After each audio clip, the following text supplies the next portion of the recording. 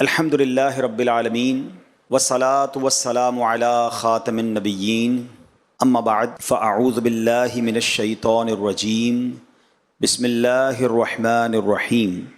پڑھیے الصلاة والسلام علیک یا رسول اللہ وعلی آلک واصحابک یا حبیب اللہ. الصلاۃ والسلام علیک یا نبی اللہ وعلی آلک واصحابک یا نور اللہ. درود پاک پڑھنے کے بے شمار فضائل و برکات ہیں. کعبے کے بدر الدجا، طیبہ کے شمس الضحیٰ صلی اللہ تعالی علیہ وسلم کا فرمان عالی شان ہے، من صلی علیہ صلاۃ واحدۃ صلی اللہ علیہ عشرہ. میرے آقا فرماتے ہیں کہ جس نے مجھ پر ایک بار درود پاک پڑھا، اللہ کریم اس پر اپنی 10 رحمتیں نازل فرماتا ہے. ومن صلی علیہ عشرن صلی اللہ علیہ مئۃ، جو مجھ پر 10 بار درود پاک پڑھے، اللہ کریم اس پر 100 رحمتیں نازل فرماتا ہے. ومن صلی علیہ مئۃ صلی اللہ علیہ الفا، جو مجھ پر 100 بار درود پاک پڑھے، اللہ 1000 رحمتیں نازل فرماتا. جو پروفیشنل انجینئرز بیٹھے ہیں، آپ کا بھی کیلکولیشن میں مائنڈ بہت چلتا ہے، بہت ساری چیزوں کو کیلکولیٹ کرتے ہیں. بزنس کمیونٹی کے لوگ تو کرتے ہی حساب کتاب ہیں. تو آپ ذرا سوچیں، ایک درود پر 10 رحمتیں، 10 درود پر 100 رحمتیں، 100 درود پر 1000 رحمتیں. کیا شاندار فارمولہ ہے کہ میں اور آپ اگر چاہتے ہیں کہ صبح و شام مجھ پر رحمت الہی برستی رہے. اتنے ڈیفیکلٹ ٹائم سے ہم گزر رہے ہیں کہ آج حالات ایسے ہو گئے ہیں کہ لوگ گھر سے نکلتے ہیں تو یہ خیریت کی فکر ہوتی ہے کہ خیر سے واپس آئیں، ہم بھی خیر سے آئیں، پیچھے گھر والے بھی خیر سے رہیں. اب جب گھر آ جائیں تو پیچھے کاروبار خیر سے رہے. ٹریول پر جاتے ہیں تو اپنے کاروبار، اپنے گھر بار، اپنے سٹاک، تمام چیزوں کی فکر رہتی ہے کسی نہ کسی مائنڈ میں. تو اب ذرا سوچیں کہ اگر مجھ پر اللہ کی رحمتیں برستی رہیں، میرے کاروبار پر، میری فیملی پر، میری ذات پر، تو انشاءاللہ بہت ساری مصیبتیں جو آنے والی ہوں گی وہ بھی ٹل جائیں گی. تو this is the way to protect yourself. یہ شاندار طریقہ ہے کہ اپنے آپ کو، اپنی فیملی کو، اپنے کاروبار کو، اپنی تمام چیزوں کو اگر سیکیور کرنا ہے، سیف کرنا ہے، تو درود پاک پڑھتا رہوں، رحمتیں برستی رہیں. اور جس پر اللہ کی رحمت برسے گی اس پر مصیبت کیسے آئے گی؟ ٹھیک ہے نا. اچھا، پھر نبی پاک کا جو یہاں تک حدیث تو ایک بہت خوبصورت کیلکولیشن ہے، مگر اس حدیث کا جو اگلا پارٹ ہے نا، ومن صلی علیہ الفا، جس نے مجھ پر 1000 بار درود پاک پڑھا، زحمت کتفہ کتفی علی باب الجنہ، آقا فرماتے ہیں جنت کے دروازے پر اس کا کاندھا میرے کاندھے سے چھو رہا ہوگا. آپ مہربانی کی انتہا دیکھیں کہ مجھے نبی پاک اپنے پیچھے ہی جنت میں لے جائیں. غلام تو پیچھے ہی ہوتے ہیں نا. ہمارا تو نعرہ یہی تھا، باغ جنت میں محمد مسکراتے جائیں گے، پھول رحمت کے جھڑیں گے، ہم اٹھاتے جائیں گے، اور خلد میں ہوگا ہمارا داخلہ اس شان سے، یا رسول اللہ کا نعرہ لگاتے جائیں گے. تو ہمارا تو پہلے ہی ارمان یہ کہ بس سرکار کے پیچھے پیچھے چلے جائیں. مگر کرم بالائے کرم، مہربانی کیا ہے؟ آقا فرماتے جو 1000 بار درود پاک پڑھے گا جنت میں ایسے جائے گا کہ اس کا کاندھا میرے کاندھے سے چھو رہا ہوگا. کاندھا کس سے چھوتا ہے؟ امام صاحب اعلان کرتے ہیں نا، کاندھے سے کاندھا ملا لیجئے، صفحے درست کر لیجئے. ویری نیکسٹ ٹو می، جو بالکل میرے برابر میں ہوتا ہے، میرا کاندھا تو اس سے ٹچ ہو رہا ہے. اللہ اکبر. سرور کائنات کثرت سے درود پاک پڑھنے والے پر اتنی بڑی مہربانی فرمائیں گے. اب میرے کاروباری اسلامی بھائیوں، میرے انجینئر بھائیوں، پروفیشنل اسلامک بردرز، اب ہم سوچیں ہمارا کتنا ٹائم ہم فضول ضائع کرتے ہیں. اگر آپ کبھی اکیلے میں بیٹھ کر غور کریں نا، تو ہمارا روزانہ گھنٹوں جس میں ہم کچھ نہیں کر رہے ہوتے، نہ دنیا کا کوئی کام کر رہے ہوتے، نہ آخرت کا کوئی کام کر رہے ہوتے. چلے کاروبار کر رہے ہیں تو سمجھ بھی آ رہا ہے کہ بندہ جاب پہ بیٹھا ہے، کاروبار کر رہا ہے، آفس کا کام کر رہا ہے، واٹ ایور. کچھ بھی نہیں کر رہے ہوتے، فارغ ویلے، تھوڑی پنجابی کہتے ہیں نا ویلے بیٹھے ہیں. کیا بیٹھے بھائی؟ موبائل لے کے بیٹھے ہیں. کئی گھنٹے ہمارا موبائل فون ہم سے لے جاتا ہے، اور نہ جانے کتنا ہمیں بیزی کر دیا، اتنا بیزی کر دیا ہے کہ اب گھر والوں کے لیے بھی ٹائم نہیں ہے، آس پاس کے لوگوں کے لیے بھی ٹائم نہیں. ہمارے ساتھ بیٹھا ہوا کہیں اور ہے، ہمارے ساتھ موبائل پہ جو ہے وہ ہمارے ساتھ کنیکٹ ہے. ایسا نہیں ہونا چاہیے. ہمیں کچھ وقت موبائل کو، اب ایسا فیل ہوتا ہے مجھے کہ ہم اپنا کوئی ایسا ٹائم باندھیں کہ وہ ٹائم میرا بغیر موبائل کے ہوگا. اب میں کم از کم ان گھنٹوں میں موبائل کو ہاتھ نہیں لگاؤں گا، تو پھر انشاءاللہ ہم بہت ساری عبادتیں، مطالعہ، اپنی ذات میں بہتری لا سکیں گے. ورنہ تو اتنا انوالومنٹ، وہ کہتے ہیں نا ہمارے پاکستان میں ایک سے کئی بار زیادہ ہوا ہے، کبھی کوئی ایسی دن آتا ہے تو موبائل فون بند کر دیے جاتے ہیں. تو ایک بار موبائل فون بند ہو گیا پورا دن، تو کراچی میں پورا دن موبائل فون بند تھا. تو ایک صاحب کی میں نے سوشل میڈیا پر پوسٹ پڑھی کہ بڑے دنوں بعد آج اپنے گھر والوں سے ملاقات ہوئی ہے اور پتہ چلا اچھے لوگ ہیں. یعنی اپنے ہی گھر والوں سے ملاقات ہی نہیں ہوتی، کیونکہ اب گھر تو جاتا ہوں روز، مگر میں گھر جاتا ہوں میرے ہاتھ میں موبائل، بچوں کی امی کے ہاتھ میں، بچے ایوری بڈی از بیزی ان دی موبائل. ہم گھر میں رہ کر بھی باہر ہیں، گھر میں رہ کر باہر والوں سے رابطے میں، گھر والوں سے رابطے میں نہیں ہیں. آپ کو پتا ہے ایک فینومینا، ایک باقاعدہ اس پر کام ہو رہا ہے دنیا میں. ایک ریسٹورنٹ کے بارے میں نے پڑھا امریکہ میں کہ انہوں نے اب اچھا ہم لوگ ہمارے یہاں ہمارے وطن میں ہمیں بس وہ والی کروانی ہے جس میں وائی فائی ہونا چاہیے، ٹرین وہ چاہیے جس میں وائی فائی ہونا چاہیے، ہم نے کھانا کھانے وہاں جانا ہے جس ریسٹورنٹ میں وائی فائی. ہم الٹا اپنے آپ کو اتنا انوالو کر بیٹھے، اب دنیا اتنا اس کو استعمال کر بیٹھی کہ اب الٹا چل رہے ہیں. اب ریسٹورنٹ والے کہتے ہیں ہمارے ریسٹورنٹ میں کھانا کھانا ہے تو موبائل نہیں چلے گا، اور اس کی بڑی پیاری وجہ انہوں نے بیان کی. وہ کہتے ہیں ہم چاہتے ہیں آپ آ کر ہمارا کھانا کھائیں اور اس کو ٹیسٹ کریں، نہ کہ آپ یہاں آ کر بھی موبائل میں لگے رہیں، پتہ ہی نہیں چلے گا ہم نے کیسا بنایا ہے. اب اس بات کو سمجھنا ہو نا، تو کبھی کبھی ہوتا ہے ایسا کہ بندہ لنچ کر رہا ہے، گھر والوں نے کھانا لگایا، فون کان پہ، کھانا کھا لیا، فون چل رہا ہے. کھانا کھانے کے بعد پتہ ہی نہیں ہوتا کہ کیا کھایا، کیسا تھا. گھر والوں نے پوچھا کھانا کیسا، پتہ نہیں، ٹھیک تھا، صحیح تھا، پتہ ہی نہیں، کیونکہ ذائقہ تو جب آئے گا نا جب آپ کھانے پر توجہ دیں گے. یعنی کسی بھی چیز پر توجہ نہیں ہے، توجہ ہے تو اب صرف موبائل ساری توجہ ہماری لے جا رہا ہے. تو ٹرائی ٹو انڈرسٹینڈ، ہمیں اسی دنیا میں رہ کر اپنی آخرت کی تیاری بھی کرنی ہے. We don't get any extra time. مجھے اور آپ کو کوئی الگ سے ٹائم نہیں ملے گا کہ بھائی 50-60 سال پہلے کاروبار، جاب، فیملی، دنیا کو ٹائم دے دو، مزے کر لو، اب یہ 5 سال آخرت کو ٹائم دے دو. نہیں، نو بڈی نوز، ہمیں پتہ ہی نہیں ہوگا، کسی کو نہیں پتا ہوتا. مرنے سے پہلے کسی کو ایک لمحہ پہلے پتہ نہیں ہوتا کہ اگلا لمحہ میں زندہ ہوں یا نہیں ہوں. جبھی تو وہ شعر سنا ہے نا، آگاہ اپنی موت سے کوئی بشر نہیں، سامان 100 برس کا ہے، پل کی خبر نہیں. ہمیں تو پل کا نہیں پتا ہے، تو پھر کیوں نہیں کرتے آخرت کی تیاری. اللہ ان اوقات سے بچا لے کہ جو اوقات ضائع کرنے والے ہیں. اللہ کرے کہ ایک ایک سانس کی ہمیں قدر نصیب ہو جائے. لوگ ٹائم مینجمنٹ پر بڑی بات کرتے ہیں، بزنس مین بھی بیٹھے ہیں، پروفیشنلز، انجینئرز مجھے سن رہے ہیں. میں ایک بہت نبی پاک علیہ الصلوۃ والسلام کی لائف، اللہ اکبر، ٹائم مینجمنٹ کا جو اسلام درس دیتا ہے نا، میں کہتا ہوں کائنات میں کوئی ریلیجن، یعنی اسلام تو پریکٹیکلی ٹائم مینجمنٹ کا درس دے رہا ہوتا ہے. جتنی ٹائمنگ کے ساتھ ہماری عبادتیں ہیں، مجھے بتائیے کہ ہمارا تو سارا کا سارا نظام ہی ٹائمنگز پہ ہے.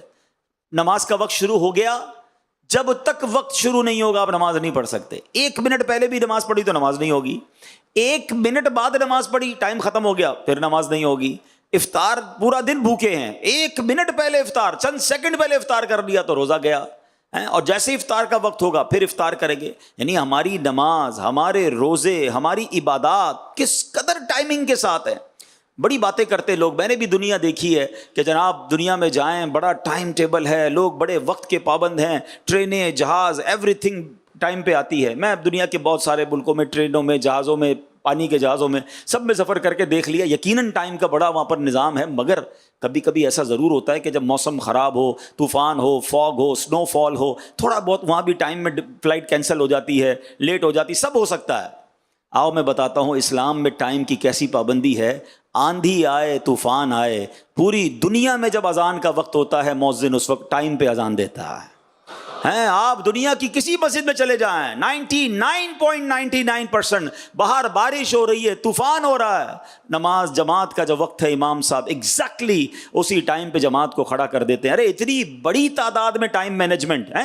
مسجدوں کی تعداد تو اٹھاؤ، جماعت کتنی ہوتی ہیں، اذانیں کتنی ہوتی، کروڑوں دنیا میں اگر جماعت ہو رہی ہیں، ہر جماعت ٹائم پہ ہو رہی ہے، ہر اذان ٹائم پہ ہو رہی ہے. اللہ اکبر. بلکہ لوگ کہتے ہیں ٹائم مینجمنٹ کے ساتھ ڈسپلن ہونا چاہیے.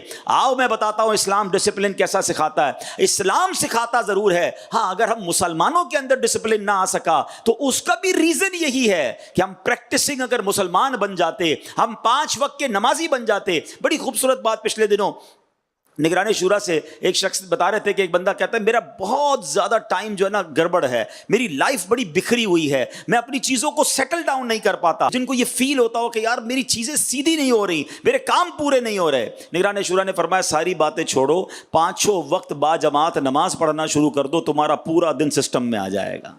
کیونکہ جب آپ سسٹم سے نماز پڑھنا شروع کر دیں گے نا، فجر کے وقت نماز کے لیے مسجد میں آئیں گے، ظہر کے وقت آئیں گے، ٹائم کے مطابق آئیں گے، آپ کی ہر کھانے میں، ہر کہتے ہیں باکس میں آپ کی چیز رہنا شروع ہو جائے گی، اور پوری چیزیں جو ہے سیدھی ہونا شروع ہو جائیں گی۔ وہ اس کو اس طرح سمجھیے گا کہ ایک چھوٹا بچہ تھا، اپنے والد کے پاس آیا، والد صاحب کو کہا ابو مجھے کچھ کام دیجیے۔ بچہ ہوتا ہے نا بعض اوقات کام نہیں کرنے دیتا، مجھے ابو کچھ بات کرنی ہے، کچھ کام کرنا ہے، یا آپ کے ساتھ کھیلنا ہے۔ ابو کچھ کام میں مصروف تھے، تو انہوں نے کیا کیا، دنیا کا ایک نقشہ لیا اور اس کے 5-6 ٹکڑے کیے نا پھاڑ کے، اور کہا بیٹا جاؤ اس کو جوڑ کے لے آؤ۔ انہوں نے کہا بیٹا آپ کم از کم گھنٹے 2 گھنٹے کے لیے گیا، میں اپنا کام نپٹا لوں گا۔ وہ 5-7 منٹ کے اندر جو ہے وہ دنیا کا نقشہ جوڑ کے لے آیا۔ کہا ابو اور کوئی کام بتائیں؟ بولا پہلے یہ بتاؤ کہ دنیا کا نقشہ اتنا جلدی، کیونکہ اس کے لیے تو پوری دنیا کا نقشہ معلوم ہونا چاہیے، یہ کیسے جوڑا؟ تو کہتا ابو میں نے دنیا کا نقشہ نہیں جوڑا، اسی پیپر کے پیچھے جو ہے نا ایک بندے کی تصویر بنی ہوئی تھی، آپ نے 5 ٹکڑے کر کے مجھے دیے، میں نے پیچھے دیکھا تو بندہ بنا ہوا تھا، میں نے بندے کے ناک آنکھیں کان جوڑے تو پیچھے بندہ بھی ٹھیک ہو گیا، پیچھے دنیا کا نقشہ بھی ٹھیک ہو گیا۔ تو اس سے سیکھنے کو کیا ملا کہ اگر ہم سارے ٹھیک ہو جائیں نا تو سارا نظام ٹھیک ہو جائے گا۔ مسئلہ یہ ہے کہ ہم بعض اوقات نظام پر بہت بات کرتے ہیں، ارے جناب مسلمانوں کے اندر ڈسپلن نہیں ہے، مسلمانوں کے ٹائم مینجمنٹ نہیں، ارے اسلام میں تو ہے نا، ہم فالو کریں اسلام کو، ہم اسلام کے اصولوں کو فالو کر لیں۔ ہم سے زیادہ ٹائم مینجمنٹ اور ڈسپلن کوئی نہیں سکھاتا۔ مجھے بتائیں نا، دنیا میں بہت سارے مذاہب ہیں، ہر مذہب ہر قوم کے الگ الگ ان کی عبادت، اور جناب بڑا ڈفرینشیٹ ہے لوگوں میں، مگر ہمارے یہاں کیا ہے، ایک ہی صف میں کھڑے ہو گئے محمود و ایاز، نہ کوئی بندہ رہا نہ کوئی بندہ نواز۔ کئی بار آپ کے آفیسز میں ہوا ہوگا کہ پیون ہوتا ہے، بظاہر وہ پیون ہے یا بظاہر وہ بہت لو کیٹیگری کی جاب کرنے والا ہے، مگر وہ شریعت کا پابند ہے، اور جب نماز کا ٹائم ہوتا ہے تو باس صف میں کھڑا ہوتا ہے اور وہ اسلامی بھائی امام بن جاتا ہے۔ یہ آپ کو صرف حسن اسلام میں نظر آئے گا، یہ مساوات کا درس صرف آپ کو اسلام میں نظر آئے گا، کیونکہ اسلام ہمیں نماز کے ذریعے سکھاتا ہے کہ کوئی کسی سے پیسے والا کسی سے برتر نہیں ہے، کوئی ڈگری والا کسی سے برتر نہیں ہے۔ اللہ کی بارگاہ میں اگر کوئی مرتبے والا ہے تو وہ تقوی والا ہے۔ اگر میں نماز پڑھوں گا تو تکبر نہیں آئے گا، میں نماز پڑھوں گا تو میرے اندر تواضع، انکساری اور عاجزی آ جائے گی، کیونکہ میں ہر کسی کے ساتھ کاندھے سے کاندھا ملا کر کھڑا ہو جاؤں گا۔ میں کبھی یہ نہیں کہہ سکوں گا یہ میرے برابر گریڈ والا نہیں، یہ میرے جیسا مالدار نہیں، اس نے کپڑے میرے جیسے نہیں پہنے۔ نہیں جناب، جب نمازی بندہ بنتا ہے تو دل میں عاجزی آنا شروع ہو جاتی ہے۔ بہت ساری بیماریاں جو دل میں آ رہی ہیں نا، اس کی بڑی وجہ یہی ہے کہ ہم اسلام کے اصولوں پر عمل نہیں کر رہے۔ اچھا، ٹائم مینجمنٹ کی، ڈسپلن کی بات ہو رہی ہے، جناب بڑے بڑے دنیا میں ایونٹس ہوتے ہیں، مگر مجھے بتاؤ جب حج کا ایونٹ ہوتا ہے، اللہ اکبر، 30 لاکھ 35 لاکھ افراد، ٹھیک ہے، دنیا میں اتنا بڑا اجتماع کوئی نہیں ہوتا، سب ٹائم کے ساتھ موو کر رہے ہوتے ہیں۔ یہ مینا کا وقت ہے، everybody has to be in Mina. یہ عرفات کا وقت ہے، ہر کسی نے عرفات میں پہنچنا ہے۔ یہ رات مزدلفہ میں گزارنی ہے، ہر کسی نے، یعنی لاکھوں لوگ ٹائم کے ساتھ ڈسپلن کے ساتھ موو کر رہے ہوتے ہیں۔ یہ وقت ہے جمرات کی رمی کا، یہ وقت ہے طواف الزیارہ کا، یہ وقت ہے جناب سعی کا۔ اللہ اکبر، جتنی ٹائم، جتنی مینجمنٹ، جتنا ڈسپلن اسلام سکھاتا ہے۔ خالی دوسروں کی باتیں کر کے انسپائر ہو رہے ہوتے ہیں، خواہ خواہ دوسروں کی باتیں کر کے ہم ڈی مورلائز ہو رہے ہوتے ہیں۔ اللہ اکبر، میرے دین پر ہم عمل پیرا ہو جائیں اور دین کے اصولوں پر عمل کریں اور جانیں، ہمیں کوئی انسپائر نہیں کر سکتا۔ ہم خواہ خواہ دوسروں کی باتیں کر کے بعض اوقات ڈی مورلائز ہو رہے ہوتے ہیں۔ ارے جناب، دوسروں کے اخلاق بڑے اچھے ہیں، فلاں قوم کے اندر بڑی انسانیت ہے۔ اللہ اکبر، میں نے اس نبی کا کلمہ پڑھا ہے جو جانوروں کے حقوق بھی بیان کرتے ہیں، جو پودوں کے حقوق بھی بیان کرتے ہیں۔ اللہ اکبر، میرے آقا کی شان تو یہ ہے، ایک بار وضو فرما رہے تھے، کوئی بلی قریب آئی، نبی پاک نے دیکھا اسے پیاس لگی ہے، اپنا برتن میرے آقا نے آگے کر دیا۔ اسلام تو یہ درس دیتا ہے. ہم کیوں دوسری قوموں کو سن کر انسپائر ہو رہے ہوتے ہیں؟ ہم نے چونکہ اپنے دین کو نہیں پڑھا، ہم نے نبی پاک کی سیرت کو نہیں پڑھا، سرکار دو عالم علیہ الصلوۃ والسلام کی تعلیمات کو نہیں پڑھا. اگر ہم سنت رسول پر عمل کرنے والے، اسلام کے اصولوں پر عمل کرنے والے بن جائیں تو زندگی بڑی آسان ہو جاتی ہے. سرکار دو عالم علیہ الصلوۃ والسلام کی ایک حدیث میں پیش کرنا چاہتا ہوں. وہ کہتے ہیں نا، کوزے میں دریا کو بند کر دینا. ہاں، نبی پاک کی باتیں، اللہ اللہ حضور کی باتیں. شاعر کہتے ہیں نا، اللہ اللہ حضور کی باتیں، مرحبا رنگ و نور کی باتیں، اللہ اللہ حضور کی باتیں، مرحبا رنگ و نور کی باتیں، چاند جن کے ضیاء لیتا ہے اور تارے سلام کہہ. حضور کی باتیں، اللہ اکبر. اچھا، ایک اور خوبصورت بات، سرکار دو عالم علیہ الصلوۃ والسلام کے جملے، حدیثیں سارے ہی با کمال ہیں، مگر جس دور میں سرور کائنات تشریف لائے نا، یہ بڑی سمجھنے والی بات ہے. ہر نبی کو اس دور کے مطابق کمالات اور معجزات عطا کیے گئے. جب بھی کوئی نبی تشریف لائے، ان کے دور میں جو کمال تھے نا لوگوں کے پاس، اس سے بڑھ کر کمال، اور ایسا کمال کہ جو سب کو لاجواب کر دے، معجزات کی صورت میں انبیاء کو عطا کیا گیا. فار ایگزامپل، حضرت موسیٰ علیہ السلام کا دور جادوگروں کا دور تھا، میجیشینز کا دور تھا. حضرت موسیٰ کو اللہ کریم نے ایسا عصا کا معجزہ دیا، وہ رسیاں ڈالتے تھے وہ سانپ بنتے تھے، آپ عصا ڈالتے تھے وہ اژدہا بن گیا. حضرت عیسیٰ علیہ السلام کا دور تھا تو وہ جناب ڈاکٹروں کا دور تھا، میڈیکیشنز کا دور تھا، لوگ علاج دریافت کر چکے تھے، مگر ان کے پاس مرنے والے کو زندہ کرنے کا علاج نہیں تھا، کوڑی کے مرض کا علاج نہیں تھا، مادرزاد اندھے کو وہ آنکھ والا نہیں کر سکتے تھے. اللہ نے حضرت عیسیٰ کو وہ کمال دیا کہ آپ مادرزاد اندھے کی آنکھوں پر دم کرتے تھے، وہ آنکھ والا ہو جاتا تھا. مردے کو کہتے کم باذن اللہ، وہ کھڑا ہو جاتا تھا، وہ لاجواب ہو جاتے تھے. تو جیسا نبی ویسے کمالات، جیسا دور ویسے معجزات. ٹھیک ہے، سرور کائنات علیہ الصلوۃ والسلام کو جو دور تھا نا، ویسے تو میرے آقا کو جتنے اس پچھلے نبیوں کو معجزات دیے گئے، ان تمام معجزات کا ٹوٹل دیا گیا، بلکہ کچھ ایکسٹرا ایکسکلوسیو خصائص کبریٰ بھی عطا کیے. مگر اسپیشل جو دور تھا نا عرب کا، جس دور میں نبی پاک آئے، وہ فصاحت و بلاغت کا دور تھا. ان کو بڑا ناز تھا اپنی زبان پر، انٹلیکچوئل لوگ تھے اور ان کے تو درمیان مقابلے ہوتے تھے. اچھا، لینگویج کے، اشعار کے مقابلے، چلے آج بھی آپ کہیں گے مشاعرے ہوتے ہیں جناب، لوگ اپنی کتابیں لکھ کر ایگزیبیشن کرتے ہیں، مگر اس زمانے میں صرف لینگویج کے اعزاز میں مقابلے نہیں ہوتے تھے، بلکہ جو جنگیں ہوتی تھی نا، وہ تلواروں کے ساتھ ساتھ اشعار کے ذریعے بھی جنگیں ہوتی تھیں. یعنی دشمن ایک دوسرے کے خلاف اشعار لکھ کر حملے کرتے تھے. معاذ اللہ، کفار نبی پاک کی گستاخی کر کر اشعار لکھتے تھے، اور صحابہ کرام یہاں سے آقا کی نعتیں لکھ کر جواب دیا کرتے تھے.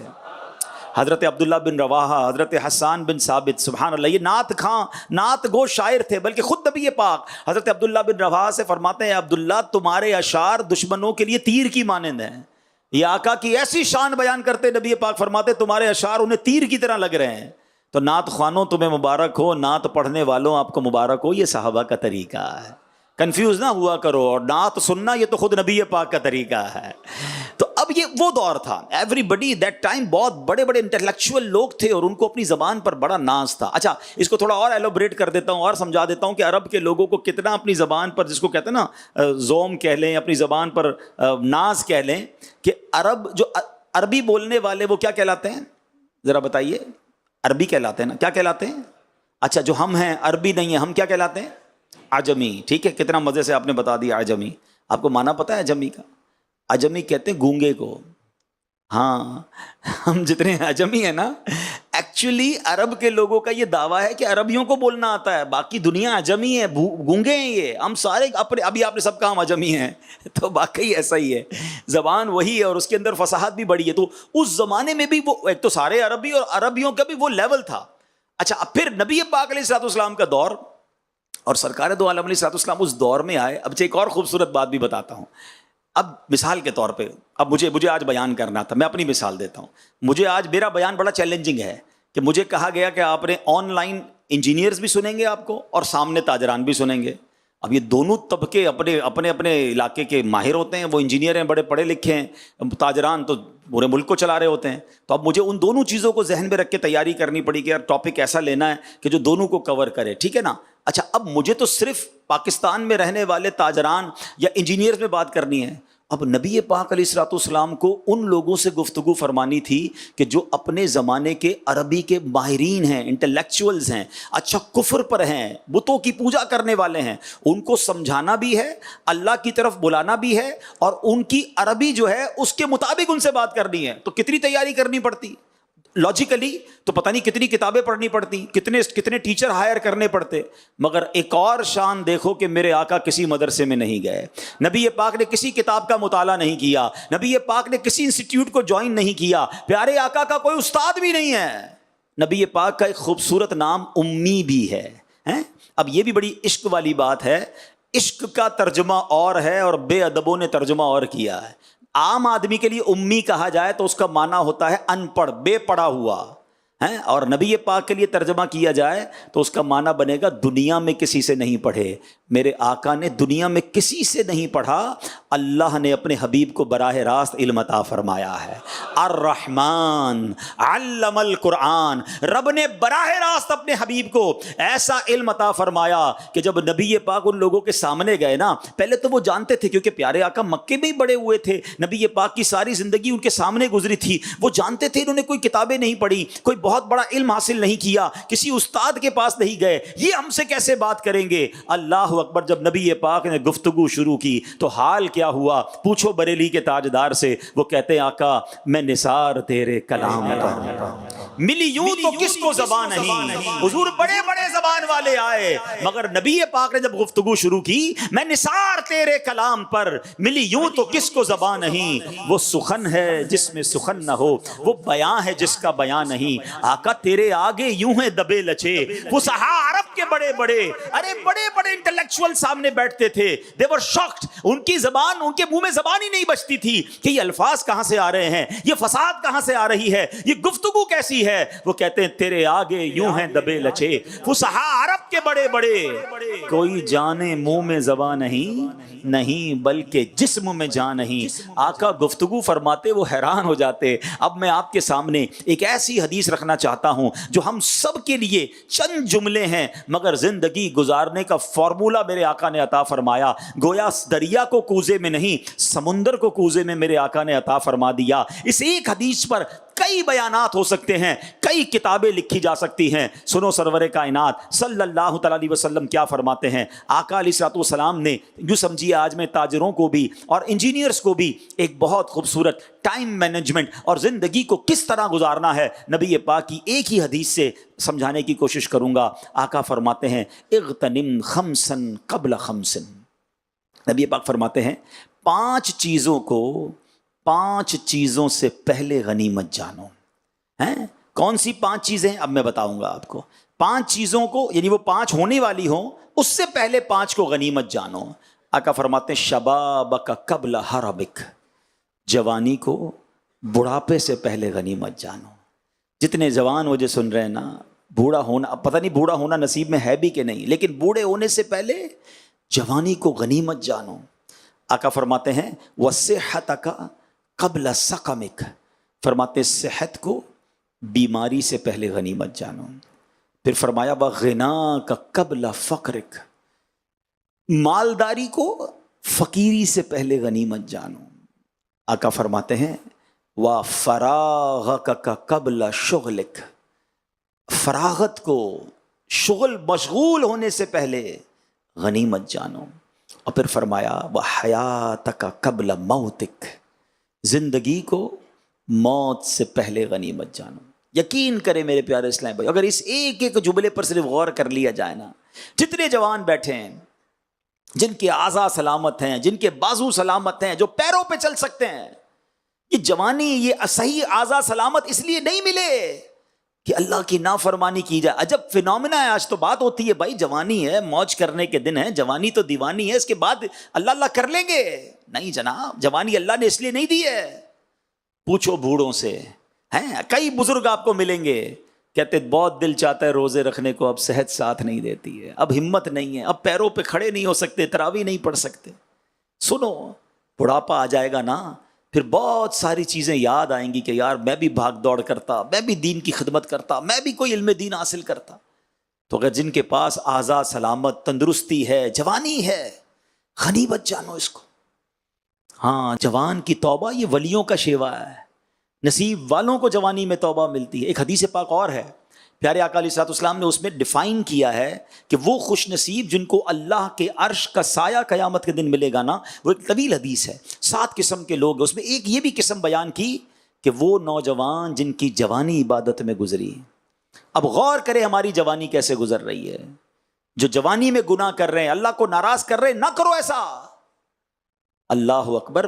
جو جوانی عبادت میں گزارتا ہے نا، آؤ میں ایک حدیث سناتا ہوں. اللہ اکبر. وہ نوجوان مبارک ہو جن کی جوانی اللہ کی فرما برداری میں گزر رہی ہے. سرکار دو عالم علیہ الصلوۃ والسلام فرماتے ہیں، اللہ عز و جل کی حرام کردہ چیزوں سے بچنے اور اس کے احکامات پر عمل کرنے والے نوجوان سے اللہ عز و جل فرماتا ہے تیرے لیے 70 صدیقوں کے برابر ثواب ہے. آئے ہائے، اللہ ہمیں ایسا بنا دے کہ جوانی گناہوں میں نہیں، اللہ کی فرما برداری میں گزرے. ایک اور خوبصورت بات سنو، کمال کی حدیث ہے. وہ نوجوان جن کو اللہ نے خوبصورت بنایا ہو، وہ نوجوان جو اب مالدار بھی ہوں، اللہ کریم فرماتا ہے، اللہ عز و جل اپنی مخلوق سے، حدیث پاک میں ہے، اللہ فرماتا ہے، نبی پاک علیہ الصلوۃ والسلام نے فرمایا، حضرت عبداللہ ابن مسعود اس حدیث کے راوی ہیں کہ اللہ عز و جل اپنی مخلوق میں اس خوبرو نوجوان کو سب سے زیادہ پسند فرماتا ہے کہ جس نے اپنی جوانی اور حسن و جمال اللہ کی عبادت میں صرف کیا. اللہ فرماتا ہے فرشتوں کے سامنے، اور ارشاد فرماتا ہے یہ میرا حقیقی بندہ ہے.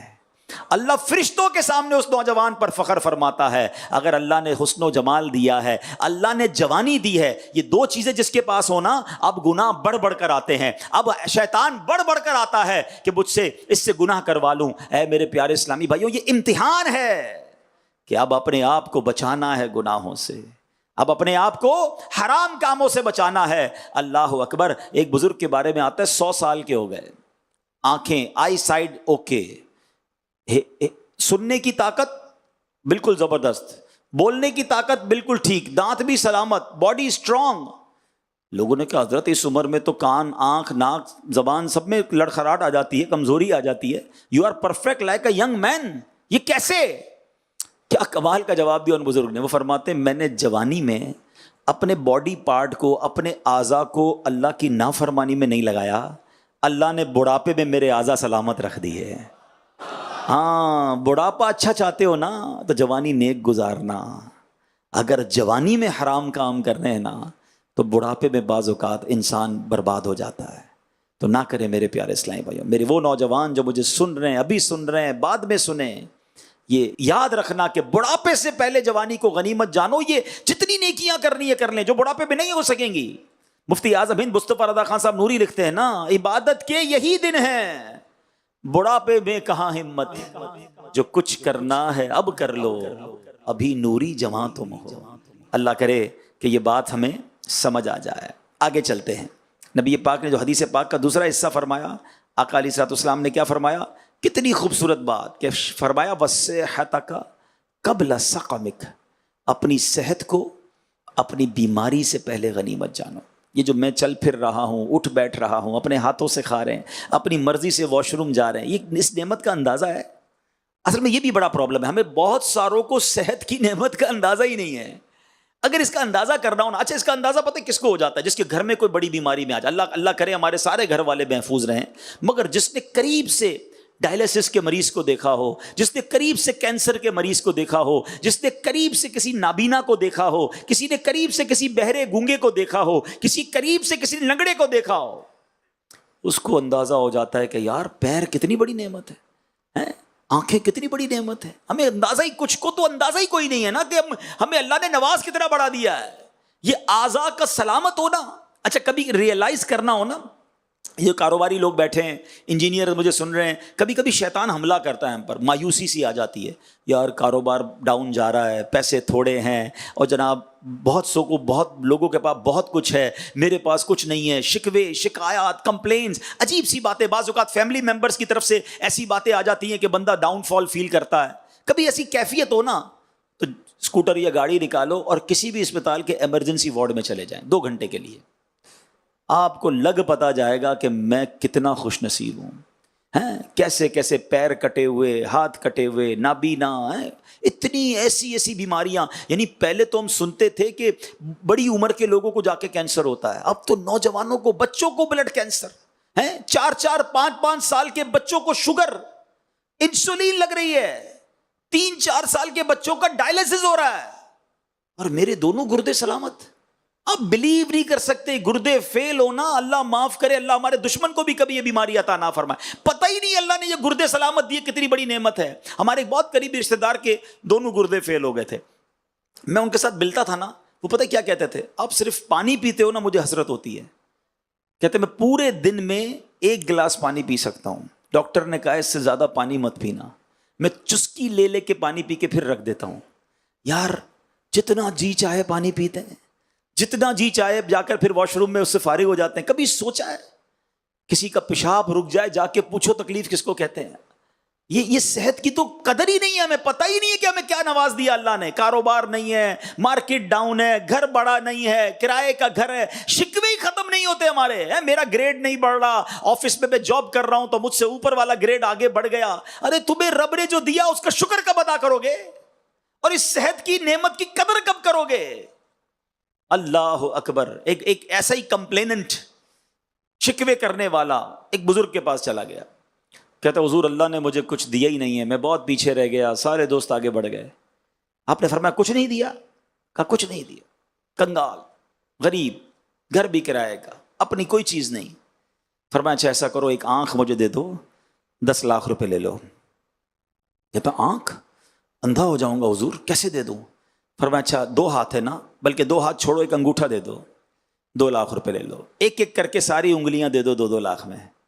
اچھا 2 کان ہیں، 1 کان دے دو، ٹھیک ہے، 1 گردہ دے دو، زندہ رہو گے مرو گے نہیں، 10 لاکھ روپے لے لو۔ وہ منع کرتا رہا، یہ گنواتے رہے، آخر میں کہتے ہیں عجیب آدمی ہو، کروڑوں کی پراپرٹی لے کے گھوم رہے ہو، کہتے ہو اللہ نے کچھ نہیں دیا۔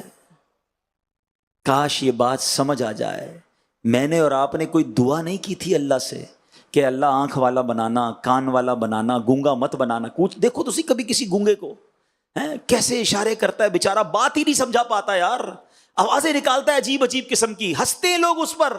مجھے اور آپ کو جب جو بات کرنی ہے اپنی زبان سے ہم کرتے ہیں، کبھی شکر ادا کیا یا اللہ زبان والا بنایا؟ تھوڑی دیر کے لیے جتنے بیٹھے آنکھیں بند کی، 10 سیکنڈ کے لیے اپنی آنکھیں بند کیجئے، درود پاک پڑھ لیجیے، آنکھیں بند کر کے درود پاک پڑھیے، الصلاۃ والسلام علیک یا رسول اللہ وعلی آلک واصحابک یا حبیب اللہ۔ اب آنکھیں کھول دیجیے۔ آنکھیں بند تھی تو کیا نظر آ رہا تھا؟ کچھ آ رہا تھا نظر، لیکن کوئی کلر بلیک ایسا ہی تھا نا۔ آنکھیں کھولی تو سب نظر آنے لگ گیا۔ 10 سیکنڈ کے لیے تمہاری میری آنکھیں بند ہوئی تو اندھیرا تھا۔ نابینا کی ساری زندگی میں اندھیرا ہوتا ہے، وہ کچھ نہیں دیکھ سکتا۔ میں آپ کو بتاؤں، مجھے 2 دن پہلے ایک میسج آیا، ایک اسلامی بھائی تھے، ہمارے ایک پروگرام ہوتا ہے مدنی چینل پر ذہنی آزمائش، اس میں انہوں نے نابینا تھے، وہ ایک پروگرام میں وہ آئے تھے، جنہوں نے دیکھا ہوگا ان کو پتہ ہے، وہ کافی انہوں نے ایک خاکہ پیش کیا، رونے لگ گئے، سب رونے لگ گئے۔ امیر اہل سنت کی کال تشریف لائی اور اس نابینا کو مدینے کا ٹکٹ امیر اہل سنت نے دیا۔ وہ نابینا مدینے پہنچ گیا، اس وقت بھی وہ مدینے شریف میں ہے۔ مجھے پرسوں گنبد خضرا کے سامنے سے، پرسوں یا 3 دن ہوئے، انہوں نے ایک ویڈیو بنا کے بھیجی، بہت دعائیں دیں، مگر میں گمسم ہو گیا جب وہ ویڈیو دیکھی نا۔ میں نے کہا یا اللہ، یہ مدینے تو پہنچ گیا مگر گنبد خضرا کو دیکھ نہیں پا رہا ہے۔ آپ سوچو یار، آنکھ کتنی بڑی نعمت ہے۔ وہ بیچارہ جب مکے مدینے پہنچتا ہوگا اس کو اور کتنی حسرت ہوتی ہوگی، یا اللہ کعبہ سامنے سب دیکھ رہے، میں نہیں دیکھ پا رہا۔ میں نے اور آپ نے کیا ایسا کمال کیا کہ اللہ نے مجھے اور آپ کو آنکھ والا بنا دیا؟ کبھی شکر ادا کیا کہ یا اللہ تیری مہربانی، آنکھ والا بنایا، زبان بھی دی، کان بھی دیے، گردے بھی پورے دیے، پیر بھی دیے، لنگڑا نہیں بنایا۔ ارے اندازہ ہی نہیں ہمیں اللہ نے کتنا نوازا ہے. خدا کے واسطے یہ شکوے چھوڑ دو, یہ شکایتیں چھوڑ دو, یہ کمپلین چھوڑ دو. تھوڑی سی زندگی ہے. اور یاد رکھنا اللہ نے قرآن میں وعدہ فرمایا ہے, لَإِن شَكَرْتُمْ لَأَزِيدَنَّكُمْ, تم میرا شکر ادا کرو میں تمہیں اور عطا کروں گا. ہم شکر تو کریں, تمہارے مال میں برکت ہو جائے گی. شکر کرو تمہاری صحت میں برکت ہو جائے گی. شکر ہی تو نہیں کر رہے, برکت کہاں سے آئے گی؟ سب سے پہلے تو ناشکری سے نکل جاؤ. یہ کمپلین کرنا ہی چھوڑ دو. کبھی بھی کوئی پوچھے کیا حال ہے, یار اللہ نے کروڑوں سے زیادہ نوازا ہے, میری اوقات سے زیادہ میرے رب نے مجھے دیا ہے. میرے پاس جتنے میرے گناہ ہیں نا, میں ایک اور لاجک آپ کو سمجھاتا ہوں. آپ کے پاس بھی ملازم کام کرتا ہے, آپ اس کو موٹر سائیکل دیں, بیٹا روز جانا, یہ کام کرنا ہے آپ نے, فلاں جگہ ڈاکیومنٹ دینے, فلاں جگہ پیسے اٹھانے, یہ موٹر سائیکل اس لیے تجھے دے رہا ہوں. ایک ہفتے بعد آپ کو کوئی آ کر بتائے یہ تو ہفتے سے موٹر سائیکل پہ کہیں اور گھومتا ہے, آفس کا کوئی کام نہیں کرتا, آپ کیا کہیں گے؟ موٹر سائیکل واپس کرو. اس لیے دی تھی تم کو کہ تم اپنے کام کرو, میرے کام تو کرتے نہیں. ایسا ہی ہے, جس کام کے لیے جو چیز دی وہ نہ ہو آپ واپس لے لیتے ہیں. ہمیں اللہ نے آنکھیں کیوں دی ہیں؟ حرام دیکھنے کے لیے. ہم حرام دیکھتے اندھے کر دیے جاتے, وہ نہیں کر رہا. حرام سنتے تو بہرے کر دیے جاتے. لاجک تو یہی کہتی نا, اگر جو اللہ کی نافرمانی کانوں سے کرتا اللہ اسے بہرا کر دیتا. وہ نہیں کر رہا بہرا, پیر میرے حرام کی طرف چلتے وہ لنگڑا کر دیتا, وہ نہیں کر رہا. پھر بھی ناشکری, پھر بھی شکوے, پھر بھی شکایات. ہمیں تو یہ سوچنا ہے کہ ان نعمتوں کا جواب کیسے دوں گا قیامت کے دن. اگر قیامت کے دن رب نے پوچھا تجھے آنکھیں اس لیے دی تھی کہ تو فلمیں ڈرامے دیکھتا, حرام چیزیں دیکھتا, زبان اس لیے دی تھی کہ گالیاں نکالتا, جھوٹ بولتا, ہاتھ اس لیے دیے تھے کہ حرام روزی کماتا, سوچو کیا جواب دیں گے. ہمیں تو شکوے چھوڑ ان نعمتوں کا جواب دینے کی فکر ہونی چاہیے اور شکر کرنا چاہیے. حدیث کے یہ الفاظ یاد رکھو کہ وَصِحَّتَكَ قَبْلَ سَقَمِكَ, اپنی صحت کو اپنی بیماری سے پہلے غنیمت جانو. ہاں, زندگی کا چکر ہمیشہ یوں چلتا رہتا ہے, یاد رکھیے گا. ہر روز دن نہیں ہوتا, کبھی رات بھی آتی ہے, دھوپ ہوتی ہے تو چھاؤں بھی آتی ہے, سردی ہوتی ہے تو گرمی بھی آتی ہے. مسائل, زندگی کی جو گاڑی ہے نا یہ مسائل کے پہیوں پہ چلتی ہے. سدا کوئی صحت مند نہیں رہتا, بیماری کا کبھی نہ کبھی جھٹکا آتا ہے. تو جب آنے والا ہے یا اللہ نہ کرے آنا ہے تو try to take more good deeds. ابھی صحت ہے نا, زیادہ نیکیاں جمع کر لو نا. ابھی مدنی قافلوں میں سفر, ابھی تلاوت قرآن, ابھی زیادہ نوافل, ابھی صحت والے جو کام ہے بندہ کر لے, تاکہ اللہ نہ کرے زندگی کے کسی موڑ پر میں نہ کر پاؤں تو یہ ریگریٹ تو نہ ہو, یہ افسوس تو نہ ہو کہ یار جب صحت تھی پھر بھی نہیں کیا. بلکہ ایک اور مزے کی بات بتاؤں, کتابوں میں یہ لکھا, روایتوں میں یہ مضمون ملتا ہے کہ جو صحت میں عبادت کرتا ہے نا, جس کی روزے رکھنے کی عادت ہے, نوافل پڑھنے کی عادت ہے, نیکی کے کام کرنے کی عادت ہے, اور اگر وہ بیمار ہو جائے تو جو صحت میں نیکیاں کرنے کی عادت ہوتی ہے, بستر پر پڑھنے کی وجہ سے اس کو پھر بھی وہ ساری نیکیاں ملتی رہتی ہیں, کیونکہ اچھی عادتیں تھی نا. صحت میں ہی نماز چھوڑ دیتا تھا, جو صحت میں بھی روزے چھوڑ دیتا ہے, صحت میں ہوتے ہوئے جس کی جماعت قضا ہو جاتی ہے, جو فجر میں سوتا رہ جاتا ہے, اس کو کیا حال ہوگا؟ صحت مند ہو کر تمہاری نمازیں قضا ہو جائیں, کیا منہ دکھائیں گے اللہ کو کہ ہاتھ پیر تیرے سلامت تھے, پھر بھی نمازیں نہیں پڑھی. ہم کہتے ہیں میں پنجتن کا غلام ہوں, وہ کربلا کے میدان میں تلواروں کے سائے میں نماز نہ چھوڑیں, اور میں اپنے نرم بستر پر اٹھ کر فجر پڑھنے سے کتراتا ہوں. سوچو کیا جواب دیں گے امام حسین کو. غوث پاک کی محبت سب کے دل میں ہے. کئی قادری بیٹھے ہوں گے, میرے غوث پاک عشاء کے وضو سے فجر پڑھیں, اور قادری کہلانے والا نہ عشاء پڑھے نہ فجر پڑھے. غوث پاک ایک ایک رات میں 1000 نفل پڑھیں, اور ادھر کئی قادری کہلانے والے جناب نوافل بھی نہیں, سنتیں بھی نہیں, واجبات بھی نہیں, کئیوں کے فرائض بھی قضا ہو جاتے ہیں. کاش بات سمجھ میں آ جائے. صحت کو بیماری سے پہلے غنیمت جانو. حدیث کا اگلا پارٹ, وَغِنَاكَ قَبْلَ فَقْرِكَ, مالداری کو غربت سے پہلے غنیمت جانو. یہ میرا خیال ہے یہ پوائنٹ تو تاجران کے سوا کوئی نہیں سمجھتا. جتنا زیادہ یہ پوائنٹ آپ سمجھتے ہو نا, شاید دنیا میں کوئی نہیں سمجھتا ہوگا. آپ نے اپنی مارکیٹ میں کئی واقعات دیکھے ہوں گے. زکوٰۃ دینے والا چند دنوں میں ایسا ہوتا ہے کہ زکوٰۃ لینے والا بن جاتا ہے. نہیں دیکھا آپ نے؟ کسی کی دکان پہ آگ لگ گئی, کسی کی گوڈاؤن میں آگ لگ گئی, کسی کے کوئی پیسے کھا گیا, کسی کا مال ڈوب گیا. ایسا قدرت کا چکر چلتا ہے, ایسا عروج کا زوال آتا ہے کہ بندہ حیران ہو جاتا ہے. اور ہم نے دیکھا ہے ایسے مالداروں سے ملنے جب ملتے تھے, یار ایک وقت تھا میرے پاس اربوں روپے تھے, کروڑوں روپے تھے، میں کاش اس وقت اللہ کی راہ میں خرچ کرتا. میں تو یہی سوچتا رہا بعد میں کروں گا، تھوڑے اور بعد میں کروں گا، اور کما لوں پھر کروں گا. ارے اللہ کی راہ میں خرچ کرنے کی باری نہیں آئی اور میرے سارے پیسے ہی چلے گئے. کوئی لے کر چلا گیا، ڈاکو لے کر چلا گیا. ارے ڈاکو لے کر چلا گیا، تم خود ہی اللہ کی راہ میں جمع کرا دیتے نا. میں آپ کو حدیث سناتا ہوں، لوگ انشورنس کرواتے ہیں، ناجائز انشورنس کی طرف جاتے ہیں. آؤ میں آپ کو مدنی سیکیورٹی بتا رہا ہوں. اللہ کے حبیب علیہ الصلوۃ والسلام کا فرمان حدیث قدسی ہے. آئے ہائے کتنی خوبصورت حدیث ہے. اللہ فرماتا ہے اے ابن آدم اپنا مال میرے پاس جمع کروا دے، نہ جلے گا، نہ ڈوبے گا، نہ چوری ہوگا، نہ کم ہوگا. حدیث پاک کا مضمون ہے میں تجھے اس وقت لوٹاؤں گا جب تجھے ایک ایک نیکی کی ضرورت ہوگی. کدھر جمع ہو جائے گا؟ اللہ کی بارگاہ میں جمع ہو جائے گا. میں ادھر خرچ کرتا ہوں، وہ میرے ہی اکاؤنٹ میں آخرت کے جمع ہو جائے. اگر خدا نہ خواستہ کاروبار ختم بھی ہو گیا، خدا نہ خواستہ کوئی نقصان بھی ہو گیا، مگر جو اللہ کے پاس جمع کرائے ہوئے نا وہ سارے سیکیور ہیں. اچھا مزے کی بات یہ ہے، ایسا نہیں جو میں اللہ کی راہ میں خرچ کرتا ہوں قیامت کے دن ہی ملیں گے. میرے نبی فرماتے صلی اللہ تعالی علیہ وسلم کہ میں اللہ کی قسم کھا کر کہتا ہوں اللہ کی راہ میں خرچ کرنے سے مال کم نہیں ہوتا. مطلب کیا ہوا؟ جب میں اللہ کی راہ میں خرچ کروں گا ملٹی پلائی ہو کر دنیا میں بھی ملے گا اور جنت کے اکاؤنٹ میں بھی جمع ہو رہا ہے. ارے اس سے اچھی سیکیورٹی کون سی ہے؟ مگر دل ہے کہ مانتا نہیں، دل ہے کہ پیسے نکلتے ہی نہیں. اللہ کی راہ میں خرچ کرنے کا ذرا بوجھ پڑ جاتا ہے دل پر. ارے کبھی کوئی ایسا بندہ آپ نے دیکھا، آپ کو ملے مارکیٹ میں کوئی شخص، یا میرے جو انجینئر سن رہے ہیں آپ کو کوئی ایسا انجینئر ملے کہ یار بہت افسوس ہوا، آج بہت موڈ آف ہے. کیوں آف ہے بھائی؟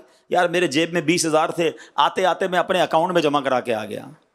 کوئی کہے گا یار کائے کا ٹینشن ہے، آپ کی جیب سے آپ کے اکاؤنٹ میں ہی جمع ہوئے نا، تو پھر کیوں برا فیل کر رہے ہو؟ پھر ٹینشن کائے کی ہے؟ آپ کی پیسے آپ ہی کے اکاؤنٹ میں گئے ہیں. کاش یہ بات سمجھ آ جائے کہ جتنے پیسے میں اللہ کی راہ میں خرچ کر رہا ہوں وہ کہیں نہیں جا رہے، وہ میرے ہی اکاؤنٹ میں جمع ہو رہے ہیں. اور اس اکاؤنٹ میں جمع ہو رہے ہیں کہ جہاں مجھے بہت ساری نیکیوں کی حاجت ہوگی. جتنے مجھے مالدار لوگ، تاجران، انجینئر سن رہے ہیں، اس بات کو ایک واقعے سے مزید سمجھیے. جو نبی پاک نے فرمایا نا کہ غربت سے پہلے مالداری کو غنیمت جانو. اٹ مینز اپنی مالداری میں اللہ کی راہ میں خرچ کر کے اپنا مال آگے پہنچا دو، کہیں کوئی اور نہ لے جائے. ایک بادشاہ کے بارے میں آتا ہے کہ اس بادشاہ نے پوری مملکت میں ایک کمپٹیشن کروایا، ہو از the biggest fool in our country. پورے ملک کے اندر سب سے بڑا بے وقوف کون ہے؟ مقابلہ کروایا وزیروں نے، ایک بے وقوف کو سلیکٹ کیا اور بادشاہ کے سامنے پیش کیا کہ حضور یہ سب سے بڑا بے وقوف ہے. بادشاہ نے کہا چیک کر لیا؟ کہا ہم نے چیک کر لیا حضرت، بڑے ٹیسٹ لیے، اس سے بڑا بے وقوف کوئی نہیں. بادشاہ نے اپنی سونے کی مالا اتاری، اسے انعام میں دی، وہ خوشی خوشی گھر چلا گیا. کچھ دنوں کے بعد اس بے وقوف کو اطلاع ملی کہ بادشاہ سلامت بہت بیمار ہو گئے ہیں. اس نے کہا چلو میں بھی جا کے ملتا ہوں. بادشاہ کے پاس آیا، کہتا ہے بادشاہ سلامت طبیعت کیسی ہے؟ بادشاہ کہتا ہے بہت بیمار ہوں، اب تو دنیا چھوڑ کر جا رہا ہوں، اب اس دنیا سے اور جانا ہے، اور جہاں میں جا رہا ہوں. کہتا ہے اچھا بادشاہ سلامت کہیں اور جا رہے ہیں؟ کہا ہاں دوسری دنیا میں جا رہا ہوں. بادشاہ سلامت ایک بات تو بتائیے، اتنا بڑا گھر، اتنے کمرے، اتنا زبردست بیڈ روم، اتنا بڑا ڈرائنگ روم، جدھر جا رہے ہیں ادھر گھر بنا لیا؟ بادشاہ کہتا ہے ادھر تو جھونپڑی بھی نہیں بنائی. کہا اچھا بادشاہ سلامت میں دیکھتا ہوں آپ کے آگے پیچھے خادم، خادمائیں، نوکر چاکر، جدھر جا رہے ہیں ادھر خادم بھیج دیا آپ نے؟ کہا ادھر تو ایک بھی خادم نہیں بھیجا. اچھا بادشاہ سلامت میں دیکھ رہا ہوں آپ کے پاس پیسے بہت ہیں، سونا چاندی زیور کیش، جدھر جا رہے ہیں ادھر پیسے بھجوا دیے؟ بادشاہ کہتا ہے ادھر تو پھوٹی کوڑی بھی نہیں بھجوائی ہے. بے وقوف کیا کرتا ہے پتہ ہے؟ اپنی مالا اتار کے بادشاہ کے گلے میں ڈال دیتا ہے. کہتا حضور پھر مجھ سے بڑے بے وقوف تو آپ ہوئے نا. یہ ہے ایک واقعہ مگر ہم سب کے لیے کمال کی نصیحت ہے. وہ کہتا ہے بادشاہ سلامت آپ کو پتہ ہے کہیں اور جا رہے ہیں، نہ ادھر گھر بنایا، نہ پیسے بھجوائے، نہ اپنے نوکر بھجوائے، تو مجھ سے بڑے بے وقوف تو آپ ہوئے نا. اے لاہور، فیصل آباد، حیدرآباد، سندھ، بلوچستان اور دنیا پاکستان کے مختلف شہروں سے آنے والوں، مجھے سننے والوں، سب سے پوچھتا ہوں آپ کا پاکستان میں گھر کا ایڈریس ہے؟ آپ کہیں گے ہے. جنت میں گھر کا ایڈریس کہاں ہے کوئی جو کہے ہاں میرا جنت میں بھی گھر ہے؟ آپ کے پاس ادھر پیسے جیب میں بھی ہیں، بینک میں بھی ہیں، ادھر کے اکاؤنٹ میں کتنے ہیں؟ پوچھو اپنے آپ سے، بھجوائے نہیں بھجوائے؟ یہ سوال کیا کرو اپنے آپ سے. ادھر سے تو جانا ہے نا، یہ تو کنفرم ہے. کوئی ہے جس کو نہیں جانا ہے تو پھر یہی رہنے دو. اگر کسی کے پاس کنفرم ٹکٹ ہے کہ جناب میں تو دنیا کو چھوڑ کے جاؤں گا ہی نہیں، ادھر ہی رہنا ہے، اس لیے پراپرٹی بھی ادھر ہی ہے، پیسے بھی ادھر ہی ہیں، خادم بھی ادھر ہی ہیں، گھر بھی ادھر ہی ہے، میں کیوں بھجواؤں آگے؟ پھر تو ٹھیک ہے. اف اینی بڈی کوئی ہے ایسا تو بتا دو. اور اگر سب کو پتا ہے کہ جانا ہے تو جس نے نہیں بھجوائے وہ اپنے آپ سے پوچھے پھر بے وقوف کون ہے. آپ بولیں گے مولانا صاحب ٹھیک ہے بات تو سمجھ آ گئی, اب کیسے گھر بنے گا جنت میں؟ ہاں یہ سوال بہت اچھا ہے. حدیث پاک میں سناتا ہوں, میرے آقا فرماتے ہیں جو اللہ کے لیے مسجد بناتا ہے اللہ اس کے لیے جنت میں گھر بناتا ہے. میرے نبی کا وعدہ ہے. ہاں بناؤ نا ایک مسجد, اچھا پوری نہیں بنا سکتے پھر بھی نہ گھبرائیں, میرا دین صرف مالداروں کا دین نہیں ہے. ہائے ہائے, یہ اسلام کی خوبصورتی ہے. اللہ کے حبیب علیہ الصلوۃ والسلام کی ایک اور حدیث ہے, آپ فرماتے ہیں جو چڑیا کے گھونسلے جتنی مسجد بھی بنائے, حدیث پاک کا خلاصہ ہے, جو چڑیا کے گھونسلے جتنی بھی مسجد بنائے اللہ اس کے لیے بھی جنت میں محل بنائے گا. جب میں نے پہلی بار یہ حدیث پڑھی تھی میں نے ہمارے مفسر قرآن قبلہ مفتی قاسم صاحب کو فون کیا. میں نے کہا حضور یہ چڑیا کے گھونسلے جتنی مسجد کہاں سے ہوتی ہے, اتنی سی تو مسجد ہوتی نہیں, اس حدیث کا شرح کیا ہے؟ آپ نے فرمایا جو چڑیا کے گھونسلے جتنا بھی حصہ مسجد میں ملا دے, یعنی ایک اینٹ بھی مسجد میں لگا دے گا اللہ اسے بھی جنت میں گھر عطا فرمائے گا. ہے نا, غریبوں کا بھی کام ہو گیا نا. لیکن دل چاہیے. اچھا اب امیر بولے میں 2 اینٹیں لگوا دیتا ہوں, یہ نہیں ہونا چاہیے. چلو اللہ کریم ہے 2 اینٹوں پہ بھی جنت دے دے گا, لیکن یہ دل کی بات ہے نا کہ اپنا گھر شاندار مسجد میں تھوڑے سے دے دیا. ارے یہ اللہ پاک کی بارگاہ میں پیسے تھوڑی جاتے ہیں, دل جاتا ہے کہ اس کو اللہ سے محبت کتنی ہے, آخرت سے محبت کتنی ہے. اچھا آخرت سے محبت کرنے کا فارمولہ بھی نبی پاک نے عطا فرمایا. ایک شخص آئے نبی پاک کی بارگاہ میں, حدیث کا خلاصہ ہے, کہتے حضور میرا آخرت کی طرف دل مائل نہیں ہوتا, مرنے سے ڈر لگتا ہے, اگلے جہان میں جانے کا جی نہیں چاہتا. سنو مالداروں, سنو تاجران, اللہ کے حبیب علیہ الصلوۃ والسلام فرماتے تمہارے پاس مال ہے؟ کہ حضور ہاں مال ہے. فرمایا تیرا مال آخرت کے لیے اللہ کی راہ میں خرچ کر دے, آگے بھیج دے. بندے کا جدھر مال ہوتا ہے ادھر ہی اس کا دل لگتا ہے. بات سمجھ آئی؟ اگر جو لاہور میں رہنے والا ہے نا اس کی کراچی میں فیکٹری ہو نا, اس کا لاہور میں کم دل لگے گا, کراچی میں زیادہ لگے گا. کراچی میں رہنے والوں کو پیسے جب لاہور میں ادھاری زیادہ دی ہوئی ہوتی ہے نا, وہ کراچی میں کم نظر آتے, لاہور کیوں بھائی وہ اگرائی لینے گئے ہیں, او بھائی ادھر پیسے میرے زیادہ ادھر ہی ہیں. جدھر پیسے ادھر دل. فرمایا اللہ کی راہ میں خرچ کر, آگے بھیج دے, تجھے اللہ سے ملاقات کا دل ہونا شروع ہو جائے گا, تجھے آخرت سے خوف نہیں رہے گا. تو کہے گا میرے پیسے ہیں ادھر, میرا سرمایہ میں نے ادھر بھیجا ہوا ہے, مجھے کس بات کا خوف ہے. کیا خوبصورت بات نبی پاک نے فرمائی کہ بندے کا دل اس کے مال کے ساتھ ہے. تجھے اللہ سے ملنے کا شوق پیدا کرنا ہے, تجھے آخرت کی طرف شوق پیدا کرنا ہے, تو پھر تو اللہ کی راہ میں خرچ کر کے پیسے ادھر بھجوا دے, تیرا دل ادھر لگ جائے گا. تو کاش یہ بات سمجھ آ جائے کہ غربت سے پہلے مالداری کو غنیمت جانو, تھوڑے تھوڑے کر کے خرچ کرتے رہا کرو, لالچ رکھو اپنے اندر. پتہ چلے نا دعوت اسلامی والے مسجد بنا رہے ہیں, یار تھوڑے پیسے میرے پاس کوئی نہ ہے, میں خود فون کروں یار تھوڑی مہربانی یار تھوڑے تھوڑے مجھ سے بھی لے لو یار, میرا حصہ. اچھا مدرسہ بھی بن رہا ہے, تھوڑے مدرسے کے لیے, اچھا اگلے مہینے ایک پیسے آنے والے ہیں, میں یہ کنواں بن رہا ہے اس میں بھی ڈلواؤں گا, تاکہ چاروں طرف سے مجھے ثواب آئے, جمع ہو جائے میرے آخرت کی اکاؤنٹ میں. اللہ کرے یہ بات سمجھ آ جائے. میں لاہور گیا تھا, مجھے ایک بزنس مین ملے, انہوں نے مجھے ایک بات سکھائی, کمال کی بات کی, دل خوش ہو گیا. وہ کہتے ہیں میرے 5 بیٹے ہیں اور میں نے اپنے بچوں کے لیے دنیا میں بھی گھر بنا دیے ہیں, جنت میں بھی گھر بنا دیے ہیں.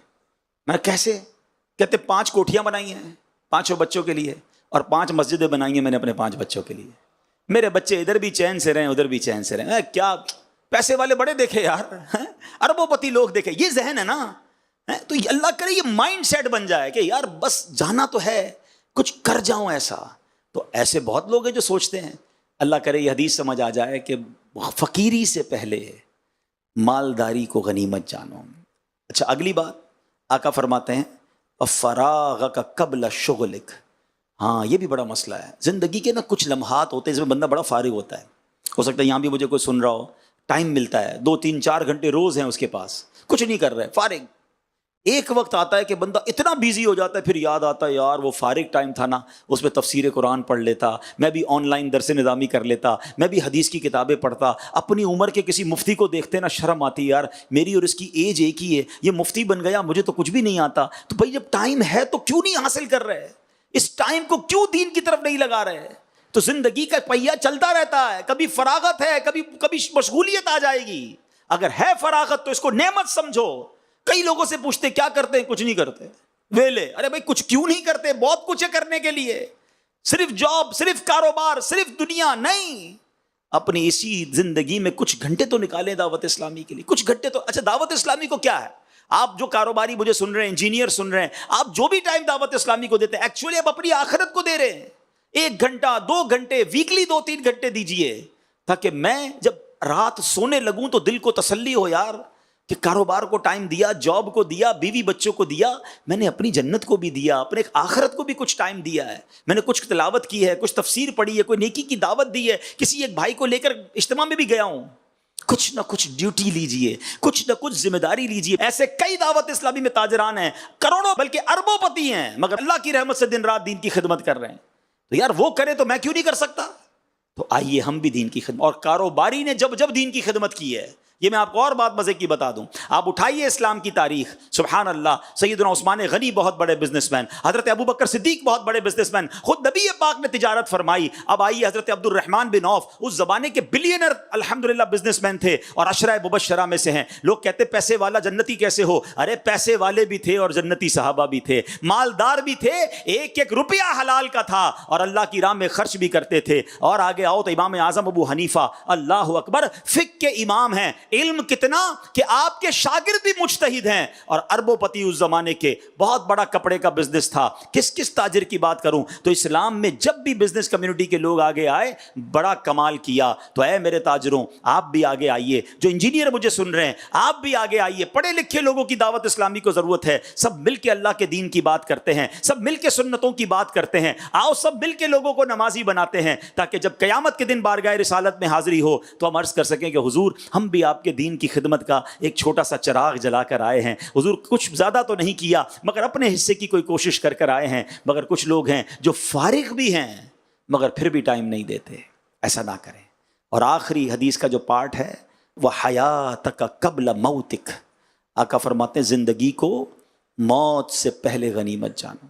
پتہ ہے جب ہم مر جائیں گے نا، آنکھیں بند ہو جائیں گی، ایک بار سبحان اللہ بھی نہیں کہہ سکیں گے۔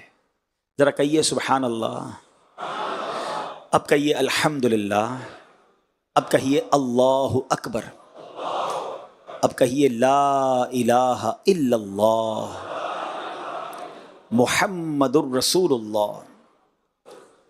ان سب چیزوں کو ہم نے پڑھا، پورا منٹ نہیں ہوا، 25-30 سیکنڈ میں ہم نے سب پڑھ لیا۔ کیا کر سکتے ہو دنیا میں 25-30 سیکنڈ میں؟ کتنے پیسے کما سکتے ہو؟ نہیں کما سکتے، مگر دیکھو میرے نبی کے سچے وعدے ہیں، جو ایک بار سبحان اللہ کہے جنت میں درخت لگ جاتا ہے، ایک بار الحمدللہ کہے جنت میں درخت، ایک بار اللہ اکبر کہے جنت میں درخت، ایک بار کلمہ پڑھو جنت میں درخت۔ ٹائم نہیں ہے، کدھر ہے پھر ٹائم؟ کیا کر رہے ہیں؟ مرنے کے بعد سبحان اللہ کے لیے ترسے گا بندہ، کہے گا یا اللہ واپس بھیج دے، ایک تسبیح پڑھ لوں، 2 رکعت پڑھ لوں، کوئی چانس نہیں ملے گا۔ مولا علی فرماتے ہیں نا، آج عمل کا دن ہے، کل جزا کا دن ہوگا، وہاں حساب ہوگا، پھر کل مرنے کے بعد عمل نہیں ہو سکے گا۔ Today is the time of action and tomorrow is the time of accountability. وہ حساب کا دن ہے، ابھی ایکشن کا دن ہے نا۔ کرو نا عبادت، کس نے روکا ہے؟ لیکن نہیں بنتا ٹائم۔ اللہ کرے کہ مرنے سے پہلے یہ سمجھ آ جائے بات۔ ہمارے اسلاف کو سمجھ آ گئی تھی، وہ تو اتنی نیکیاں اسی لیے تو کرتے تھے کہ یار مرنے کے بعد نہیں کر سکیں گے۔ ہم کو مثال کے طور پہ کسی کمرے میں چھوڑ دیا جائے کہ جتنا خزانہ اٹھانا اٹھا لو، آپ کیا کریں گے؟ 2-3 سونے کے بسکٹ جیب میں رکھ کے نکل آئیں گے، یا آپ کہیں گے رکیں بڑا تھیلا لے کر آتا ہوں بھائی، ایک بلکہ ٹرک ہی لے آتا ہوں، سارا ہی لے جاتا ہوں۔ تو یہ دنیا میں اور آپ آئے ہوئے ہیں نا، جب تک سانسیں، خزانہ سامنے ہے، پڑھو سبحان اللہ جنت کا درخت، پڑھو الحمدللہ جنت کا درخت، درود پاک 10 رحمتیں، 2 رکعت نفل، کتنی نیکیاں۔ کاش یہ سمجھ آ جائے کہ میں جمع کروں نیکیاں، کیوں اپنی سانسوں کو ضائع کروں۔ تو اے میرے پیارے اسلامی بھائیوں، یہی دعوت اسلامی کا ماحول سکھاتا ہے کہ یہ جگہ جی لگانے کی دنیا نہیں ہے، یہ عبرت کی جا ہے، تماشا نہیں۔ ہم اس دنیا میں آخرت کی تیاری کرنے آئے ہیں، ہم دنیا میں دنیا بنانے تھوڑی آئے ہیں۔ لیکن کچھ لوگ ایسے دنیا جی رہے مرنا ہی نہیں ہے جیسے۔ آئیے مل کر اب دعوت اسلامی والے بن جائیں، اپنی آخرت کی تیاری کرنے والے بن جائیں۔ الحمدللہ اس مدنی ماحول میں، اس سنت و برے ماحول میں ہمارے لیے بہت سارے موقع ہیں۔ بزنس کمیونٹی کے لیے موقع ہیں، پروفیشنلز کے لیے موقع ہیں، اسٹوڈنٹس کے لیے موقع ہیں، ٹیچرز کے لیے موقع ہیں کہ آئیے اپنے اپنے طور پہ دعوت اسلامی کی خدمت کیجیے، دین کا پیغام عام کیجیے۔ اللہ مجھے بھی عمل کرنے کی توفیق عطا فرمائے، آپ کو بھی نصیب فرمائے، اور سنتوں کا ہمیں پابند بنا دے۔ اللہ آپ کے رزق حلال میں، کاروبار میں برکتیں دے، اور آپ سب کو تمام مشکلوں اور پریشانیوں سے محفوظ رکھے۔ جزاک اللہ۔ صلو علی الحبیب صلی اللہ تعالی علی محمد صلی اللہ علیہ وسلم۔